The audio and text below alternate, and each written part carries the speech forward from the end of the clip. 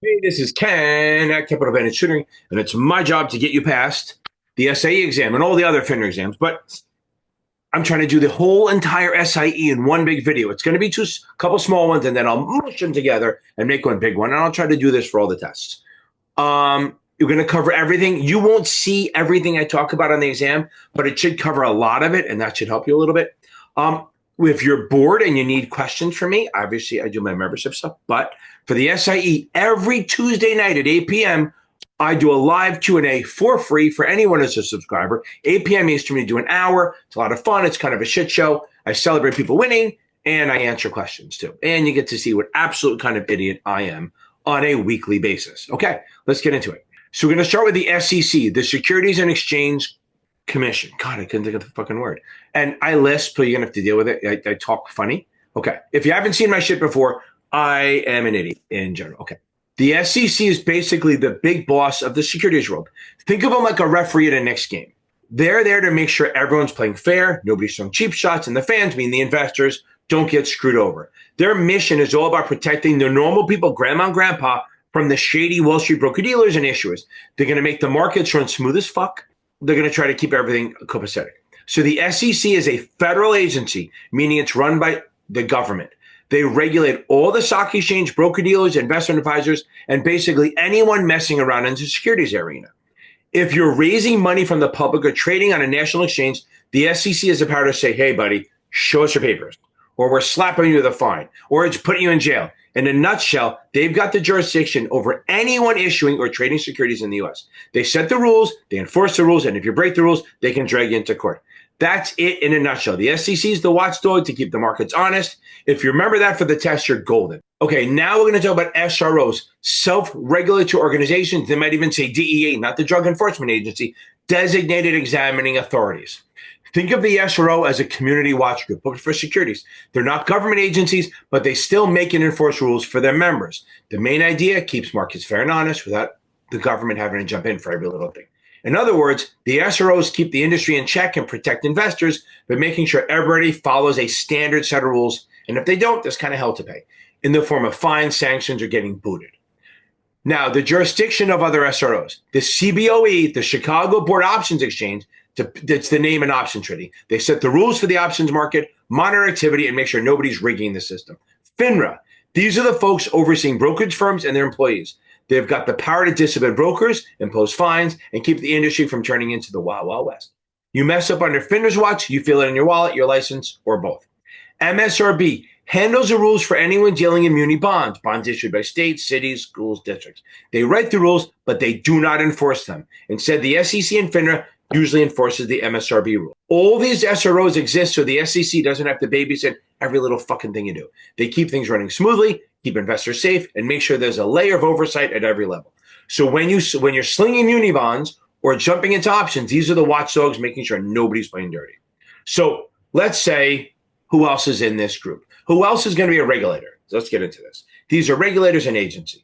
The Department of the Treasury. Think of them as the U.S. government's piggy bank managers. They're in charge of the nation's finances, handling everything from printing money to managing government debt. They also oversee the IRS, which is the evilest of evilists. They're the tax people. They make sure everyone, including your favorite Wall Street hotshots, pay their fair share of taxes. Maybe not the Wall Street people. There's loopholes. You try to slip one by them, they'll be knocking on your door faster than you can say audit. Now let's talk about the state regulators. NASA, North American Securities Administrators Association. A lot of fucking letters. This is the umbrella group for the state securities regulators. So the NASA writes the rules for the USA for the states, and then state administrators regulate their own states. So New Jersey has one, New York has one, Idaho has one, Florida has one, California has one, Texas. They all have their own regulators, and they can actually switch around. They can make their own rules within an umbrella. So the NASA writes this umbrella term, this big, the blue sky laws. And each state can go, oh, you know what? I'll take that one. I want this one. They don't have to do all the rules. They get to pick what they do. They have control in their own state. They have jurisdiction in their own state. Now, the Federal Reserve, the Fed, FRB. The Fed is like the economic puppet master. They control the money supply, set interest rates, and try to keep the financial system stable. When they move rates up or down, the stock market either throws a party or freaks out. Their job is to keep inflation in check, keep employment healthy, and basically keep our economy from going off a cliff. Now we have SIPC. SIPC is like FDIC. Now remember, FDIC is if the bank goes bankrupt, bank bankruptcy, funny, you get up to 250 grand per account if it goes bankrupt, okay? SIPC is 500 grand, but no more than 250 if it's cash. So if your brokerage firm goes under, SIPC steps in to cover you up to a certain limit, 500 grand. They're not protecting you if your stocks tank. That's on you and the market. But if your brokerage goes belly up and your assets are missing, SIPC helps make you whole up to certain limits. And those limits are 500 grand of securities, of which 250 can be cash. Now, if you have a margin account and a cash account, that's one account. However, if you have an account, your husband has an account, and you have a joint account, that's 3 different accounts, 500 each. Now, 1.5 million, 500 your account, 500 your wife or husband's account, and 500 the joint account. Max of 500. So we already talked about the FDIC. It's if the bank goes under, you see up to 250. They insure bank deposits. So if your bank goes kaput, you won't lose your life savings as long as you're within limit. That's why we don't have panicky runs on the banks like in the old days, like in It's a Wonderful Life. And there you have it, a quick rundown of who's watching the money, who's collecting it, who's protecting it, and who's making sure the whole system doesn't explode. And if you like what you see so far, please hit a like, subscribe, hit the notification button. So when my other shit shows up, see the like button? Hit that, hit the notification bell. So when I put up more shit, you can see it. Let's go, baby. Let's keep going. So let's talk about who's who in the financial zoo. Markets participants, investors, accredited, institutional, retail. Accredited, these are the high rollers, or at least folks the SEC considers sophisticated. Could be big earners, people with certain net worth or institutions. They have access to certain investments that regular folks can't touch, like some hedge funds or private placements. Now, accredited investor, always think 1, 2, 3 accredited. 1 million net worth, 200 salary, or single, or 300 miserable. I mean married. 1, 2, 3 accredited, okay?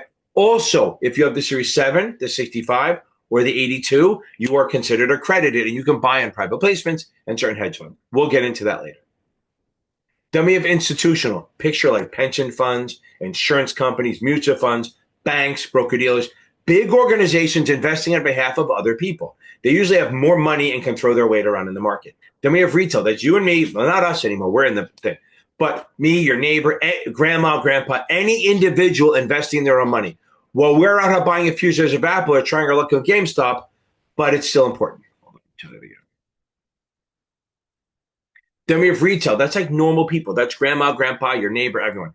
They're investing their own money. We're buying a few shares of Apple, buying stuff, little stuff, smaller scale, but important. Now we have broker-dealers. We have introducing broker-dealers, clearing broker-dealers, prime brokers. They're all kind of like a little different. But the broker-dealers are firms that kind of execute transactions for their customers or themselves. So introducing broker-dealers, they're kind of like the front desk. They take your trades, pass them along, but they don't actually do the heavy lifting of settling and clearing trades. They're the face you see, but someone else handles the behind-the-scenes paperwork. Who they use, a clearing broker. These are the broker-dealers that handle the back office stuff. They confirm the trades, make sure you get your shares, settle the money, all that stuff. So introducing broker-dealer is a small firm, like maybe a few people, maybe it could be 50 people, but they don't have enough bandwidth or money or whatever it is to clear and settle trades. So they bring in a clearing broker who will do that for you, who will do that for them, and they pay them a fee. Now we have prime broker. They typically serve big institutional clients like hedge funds, offering a bunch of services like execution, clearing, lending, and helping with short sales and stuff.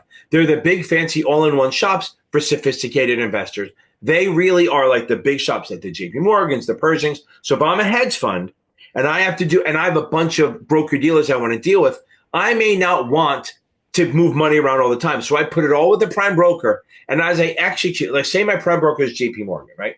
All my money and shares are with JP Morgan. If I want to do a trade with Dewey, Cheatham, and Howe, I do the trade with Dewey, Cheatham, and Howe, but Dewey, Cheatham, and Howe lets JP Morgan know, hey, Ken bought, or the hedge fund bought $5,000 worth of IBM. They will send 5,000 shares to Dewey, Cheatham, and Howe to settle the trade with the other person. If they sold shares, they'll say we need $5,000. Then JP Morgan, that we need shares.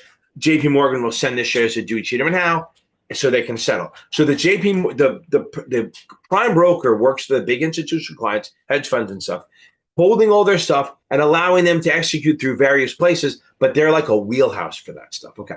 Now, investment advisors, they give advice. Remember, ABC.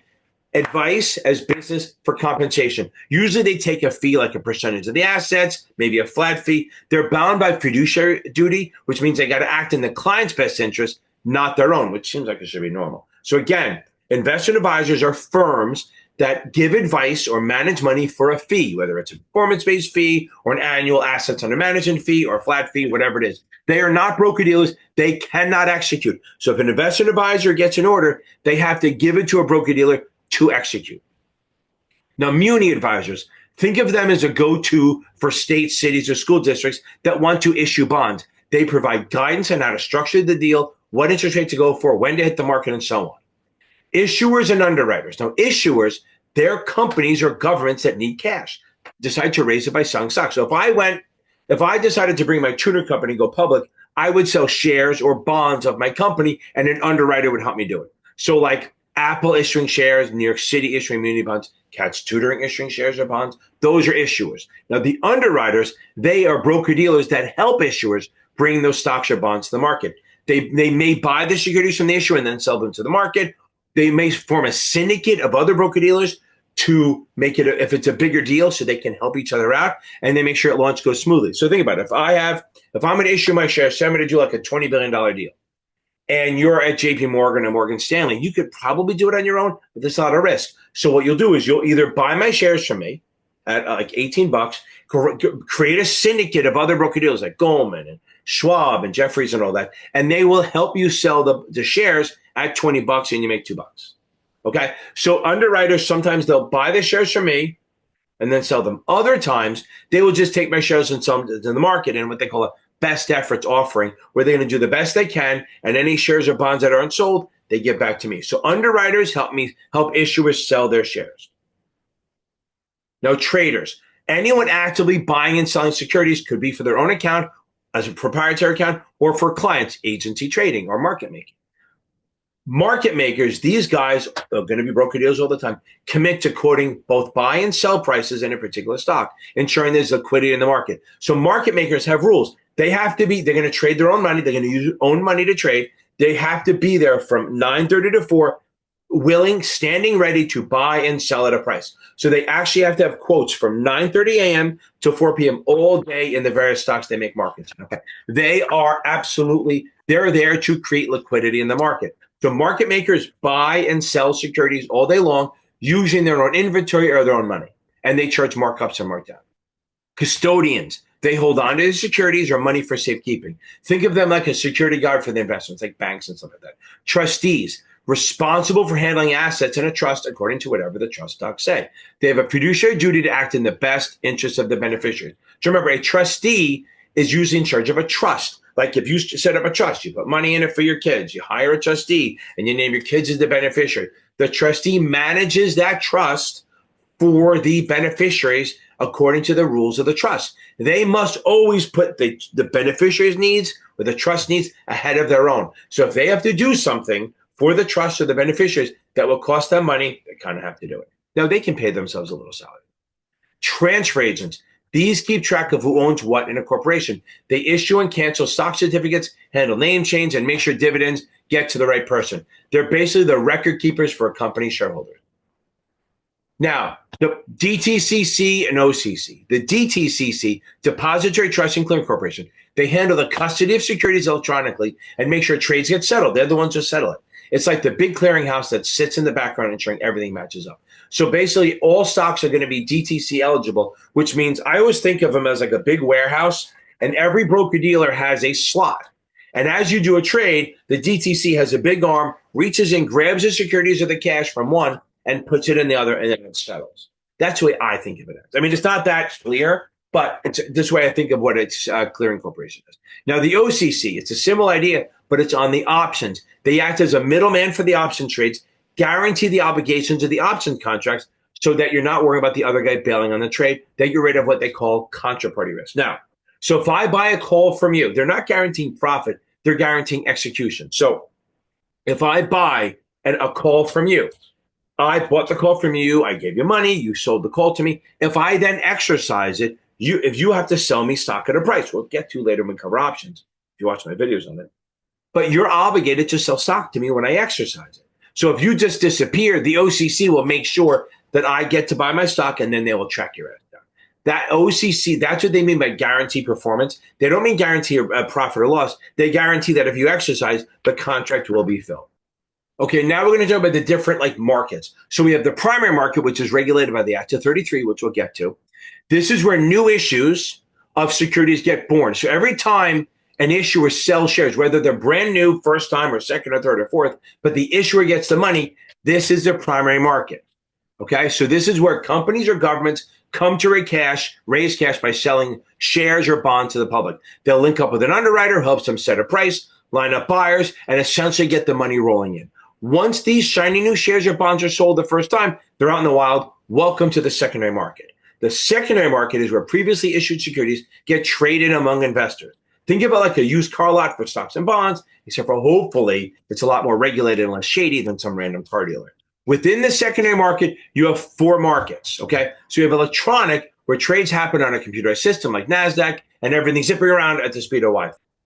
Then we have physical. This is the old school shouting in the pit, hand signals type of trading floor, like the New York Stock Exchange. I love the best place in the world. Now, so inside the second, we have the first market, which is exchanges. NASDAQ and the New York Stock Exchange are the first market. It's called listed. They have higher regulatory requirements, all that stuff.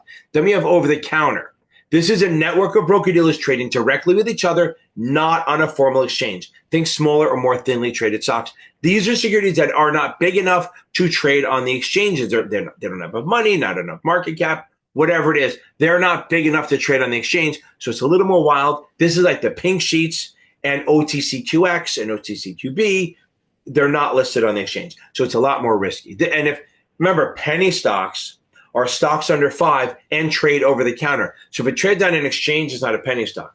But if it's over the counter and it's under $5, it's a penny stock. Now, the third market is basically exchange listed securities being traded over the counter. So if you've got a stock that's listed on the New York Stock Exchange or NASDAQ, but some big broker dealer goes, yeah, let's do the trade off the exchange, maybe to get a better price or handle big shares. It's kind of a cross between the exchange and the over the counter worlds. So they will do this off the exchange. So again, say IBM's trading on the New York Stock Exchange. Goldman wants to buy directly from Morgan Stanley. They will do it on the third market off the exchange. You'll still see the print on the tape, but it's not done on the exchange. Now, the fourth market, this is where the big guns, institutional investors, trade securities directly with each other. Now, technically, it's not only for big institutions like ECNs. These are electronic communication networks. Anyone can really trade on these, but it's really built for institutions. Because remember something, if you are not a FINRA member, you cannot trade on the exchanges or over the counter. So like a hedge fund is not a broker dealer, a bank, an insurance company, or a pension plan. They're not broker dealers, so they can't trade on the exchanges. So they created the fourth market for them to trade with each other, often through electronic networks called ECNs. No broker dealer in the middle, just giant pools of money cutting deals with each other to save on costs and keep things efficient. Think a big pension fund or mutual fund goes, hey, I got 200,000 of XYZ, you want them? And then the other side says yes. One market to issue, primary, one to trade them. So that's what they have. The primary market is new issues. The secondary market is after trading that stuff. So now we're talking about fiscal versus monetary policy. Now, if you like what I'm doing, hit a like, share, and subscribe. And if you haven't subscribed, why the fuck not? Okay. So monetary policy, this is the Fed's playground. They mess with interest rates and the money supply to help keep the economy humming along. Think of it as controlling how fast or slow the financial train runs. Think of it this way. So we have, during expansion, we raise rates and sell treasuries to the banks. That's the Fed doing it, not me, And then during contraction, when the economy is getting worse, they will buy treasuries and lower rates. So during expansion, they raise and sell. During contraction, they lower and buy. Now, fiscal policy, this is all about the government's taxing and spending. Congress, president, all that stuff. You know, Congress holds the purse, right? They decide if taxes go up or down and where the government spends their money. So if monetary policy is a throttle on the train, fiscal policy is a track. I'm kind of cringy with that. But so they're going to raise taxes. If they want to slow it down, they could raise taxes and spend less money on infrastructure. And if they want to juice the economy, they will lower taxes, make it people pay less, and build projects like highway projects, dam projects, rain to give people jobs. That's fiscal, or otherwise known as Keynesian. So now, this is the thing. So Fed uses open market operations buying and selling government bonds to tweak the money supply. If the Fed buys bonds, they're injecting cash into the system, which usually lowers interest rates and encourages folks to spend and invest because banks need to lend their money. If the Fed sells bonds, they're pulling money out of circulation, raising interest rates, slowing down spending and taming inflation. Essentially, the Fed's like the thermostat in your apartment. If the economy is running too hot, inflation too high, they cool it down by selling bonds and raising rates. If the economy is freezing up, recession territory, they heat it up by buying bonds and lowering rates. So interest rates are really it's basically a broad term for cost of borrowing money. It can refer to all sorts of rates, like what you pay on credit cards or mortgage. So let's go through these. So a prime rate, which is the bank what banks lend to their best customers, that's the highest. Then we have the broker loan call rate. That's for margin. That's what banks lend to broker dealers for margin. That's lower. Then we have the discount rate. It's the rate the Fed charges banks to borrow directly from the Federal Reserve. It's the official rate if the bank needs quick cash from the Fed's window. So that's what they do. It's a discount rate. And then we have the Fed funds rate. This is the rate that the banks charge to lend each other for overnight loans. Now remember, the discount rate and the Fed funds are more like a bank has a reserve requirement where they have to have a certain amount of money in the bank at all times at the end of the day. If they're low, they have to get it. So they usually do it by borrowing. If they borrow from the Fed, that's at the discount rate, which is say here. And if they borrow from the banks, it's here. It's a Fed funds rate, which is lower. Always think of the Fed funds as like a benchmark for other short-term rates. I think what they usually do is they're using SOFR now, which is the overnight rate for the different countries. But right now, we're going to use Fed funds rate as our base rate. Now, when you hear that the Federal Reserve is targeting the Fed funds rate, they're messing with open market operations and the discount rate because the Fed funds rate will always be about 50 basis points, which is like 0.5% below the discount rate. So if they move the discount rate down, the Fed will drop. And if they move the discount rate up, the Fed funds will go up. So that's the Federal Reserve in a nutshell. Messing with the economy, monetary policy to keep the economy from derailing, while fiscal policy is Congress deciding how to build and fund those train tracks and all that stuff. Okay.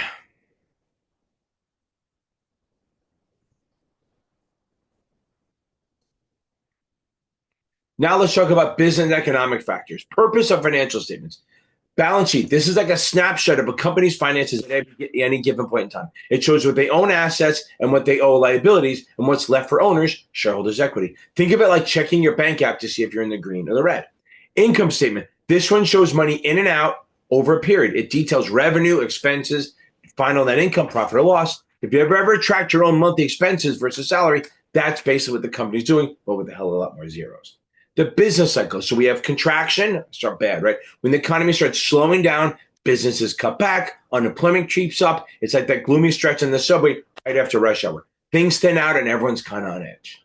The trough. This is rock bottom. The economy's darkest thing. Unemployment might be high, production is low, but hey, there's only way to go from here, up. Expansion. The bounce back phase. Jobs are popping up, production picks up, consumer confidence returns. Feels like that first sunny day after a brutal winter. Everyone's happy and spending money. Then we have the peak, the top of the roller coaster. The economy is running full steam, but watch out. Things can't stay that hot forever. Next up, another contraction. Now we have different kinds of indicators, leading, lagging, and coincident. They're not going to make you remember all fucking 36, I promise you, but they will make you know what they are. So leading indicators, these hint at where the economy's headed. Think of things like building permits, stock performance, new orders. They're your early warning signals, like your buddy saying, hey, the boss is in a bad mood, watch out. Lagging indicators, these confirm what we already did. Unemployment rates, corporate profits after a quarter, they're the official scoreboard when the game's over. Now, coincidence, not over yet. Coincident, these move at the same pace of the economy right now. GDP, personal income, this I checking the weather up for today's condition. Inflation, prices going up over a long time. A slice of pizza used to be $1, now it's like $3. Unless you go to that recession pizza. By the way, even the 99-cent pizza now is $1.25. Thank you, inflation. Okay, now basic effects on bonds and equity markets. Cyclical stocks. These rise and fall with the economy's ups and downs. Think auto companies, airlines, hotels. When people have money to spend, these stocks go up. When they don't do well. Defensive stocks. These are the companies selling stuff no matter what you need. Utilities, consumer staples, healthcare. What else? We have alcohol, tobacco, food. These are things that you're going to need no matter what. So even if we hit a recession, you're still brushing your teeth and flipping on the lights. Growth stocks, typically younger companies like innovative sectors that reinvest profits to grow like crazy. They may not pay dividends, but they're banking on getting bigger. That's the whole point. Investors expect a higher return, higher risk too, assuming they can deliver on the hype. Now, let's talk about economic theories. Keynesian, I think he's a bad guy, but whatever. This theory says that the government jump in with spending or tax cuts when the economy is struggling, sort of like a life coach giving the economy a pep talk, and some cash to get you back on track. Monetarists, these folks believe that the Federal Reserve monetary policy is the main driver of economic stability. Keep the money supply steady and predictable, and the economy should behave itself. And that's your quick rundown how we read a company's financials and where we stand in the economic cycle. It's a little deeper. Remember, everything we do here, I'm doing this, you need to read the book. I can't say that enough. This is high-level shit, bullet point, bullet, my bullshit, my crappy bullet point too fast style. But it gives you an idea of what to look for so you have a bigger picture idea. I'm always about the big picture. I'm not about little details. It is a thing. That's why I do well in these exams, because I don't worry about every little detail. I think big picture, and I can usually figure this stuff out from there. So we're going to get this, baby. We're going to get this. Now let's talk about international economic factors. Okay. The U.S. balance of payments. This is like the country's checkbook with the rest of the world. What we're spending versus what we're earning. It tracks all the flows of money in and out of the U.S. If we're buying more stuff than from abroad than we're selling, then that's a deficit. So if we're exporting more than importing, that's a good thing. If we're importing more than we're getting in, that's a deficit. So understand, if we're exporting, that means we're selling our stuff, we're getting their money. That's good. That's a surplus. If we're importing, it means we're buying their stuff. That is a deficit because our money's leaving the country. That's the whole point of this stupid tariff or whatever it is. They're trying to get it even. We don't want a deficit. Always remember, wherever the currency is weakest, it usually is where a lot of people do exporting. We want to export. So we want a weak dollar. We don't admit that, but we want a dollar that's a little weaker so that people will buy our stuff. Now, the balance of payments is split into a few parts. So you have the current account, which is a goods, services, and income, and capital account, investment flows. Think of it as the money scoreboard. Okay. Now, GDP and GNP. We got to talk about this. GDP, this measures the total value of all goods and services produced within a country borders in a given time. So if a Japanese car plant is in Tennessee, that plant's output counts toward U.S. GDP. GNP, this one looks at what's produced by the country's citizens and companies, regardless of location. So if a U.S. company has a factory in Germany, that factory's output is included in the GNP, but not in the GDP because it's built outside. Both GDP and GNP are big picture numbers for how economic activity is happening in the world and helps compare the U.S. to the rest of the world. Exchange rates. This is the price of one country's currency in terms of another, like how many dollars you need to buy a euro. Exchange rates matter big time for trade, travel, and investments. If the dollar is strong, you can snag more foreign goods on the cheap. Good for importers, but our exports become pricier overseas. That can hurt us. American companies trying to sell abroad, if the dollar is weak, foreign stuff costs more for us, but we sell more goods overseas because they're cheaper. So remember, the strong dollar is good for importers, bad for exporters. A weak dollar is good for exporters, bad for importers. I'm going to say this again because it needs to be said. If dollar is cheaper, the U.S. currency is cheaper, we're going to export more, which is good because we get a surplus. If the dollar is more expensive, then we're going to buy more other stuff. So we're going to spend more money. That's a deficit. So remember, the Federal Reserve, interest rates, and global economic conditions absolutely play a role in all of these rates.